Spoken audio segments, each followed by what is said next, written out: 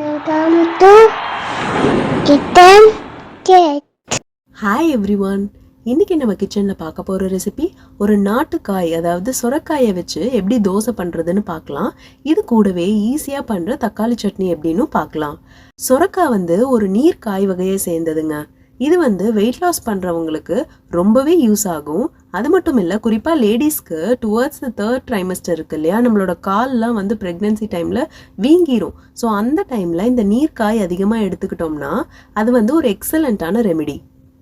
இந்த பேட்டர் பண்ணுறதுக்கு நான் 1 கப் பச்சரிசி எடுத்திருக்கேன். எந்த கப் எடுக்கிறீங்களோ அதையே கடைசி வரைக்கும் யூஸ் பண்ணுங்க.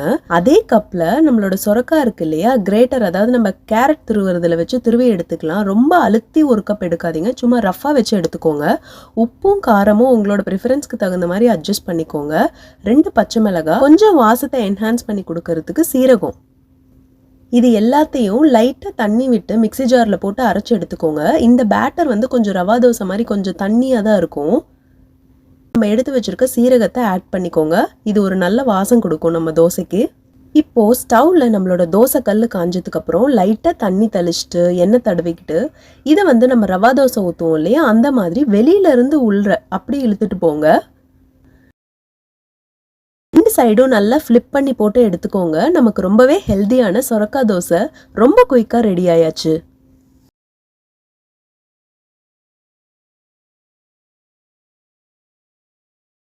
இந்த தோசைக்கு இப்போ நம்ம குயிக்காக ஒரு தக்காளி சட்னி பண்ணிடலாம். ஃபஸ்ட்டு ஒரு கடாய் எடுத்துக்கோங்க. அதில் எண்ணெய் ஊற்றிட்டு கடலைப்பருப்பு, உளுத்தம்பருப்பு, அப்புறம் வரமிளகா, பூண்டு, நம்மளோட சின்ன வெங்காயம் எல்லாத்தையும் சேர்த்து நல்லா வதக்கிக்கோங்க. 1 நிமிஷம் போல் நல்லா வதங்கினதுக்கப்புறம் நம்ம எடுத்து வச்சுருக்க தக்காளி ரஃப்பாக கட் பண்ணி ஆட் பண்ணிக்கோங்க. தக்காளி சீக்கிரம் வதங்கிறதுக்காக நான் இந்த ஸ்டேஜில் உப்பு ஆட் பண்ணிக்கிறேன். இது நம்மளுக்கு நல்லா வெந்து வந்தாச்சு. இந்த ஸ்டேஜில் நம்ம திருகி வச்சுருக்கோம் இல்லையா தேங்காய், இதை நான் ஆட் பண்ணிக்கிறேன். இது நல்லா ஆறின பிறகு இதை நம்ம மிக்ஸி ஜாருக்கு மாற்றி தக்காளி சட்னி அரைச்சி எடுத்துக்கலாம். நம்மளோட சட்னி ரொம்பவே குயிக்காக ரெடி ஆயாச்சு. ஒரு ஹெல்தியான சொரக்காய் தோசை, அதுக்கு குயிக்காக தக்காளி சட்னி சூப்பராக ரெடி ஆயாச்சு. இந்த வீடியோ உங்களுக்கு பிடிச்சிருந்ததுன்னா லைக் பண்ணுங்கள், கமெண்ட் பண்ணுங்கள், உங்கள் ஃப்ரெண்ட்ஸ் எல்லாத்துக்கும் ஷேர் பண்ணுங்கள். மறக்காமல் நம்ம சேனலை சப்ஸ்கிரைப் பண்ணிடுங்க. கூடவே இருக்க பெல் ஐக்கானை ப்ரெஸ் பண்ணிக்கோங்க. See you soon with the next recipe.